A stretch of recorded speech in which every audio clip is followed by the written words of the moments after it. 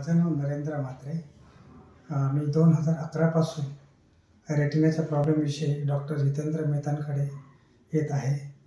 मी त्याच्या अगोदर पनवेलमध्ये 2-3 ठिकाणी प्रयत्न केले, परंतु त्यांची फीस वगैरे पाहता मला माझ्या मोठ्या भावाने ते इन्फिनिटी आय केअरला सुचवलं. त्यानंतर मी इथे रेटिनाच्या याच्यासाठी आलो होतो, ब्लिडिंग होत होतं म्हणून आलो होतो. 2011 पासून 2023पर्यंत इथे माझं व्यवस्थित आणं-जाणं होतं आणि काही प्रॉब्लेम वगैरे काही नव्हता. मध्येच एक प्रॉब्लेम झाल्यामुळे थोडं पडद्याला झालं. पडद्यामध्येच खीस आली, हे झालं, ताण आलं.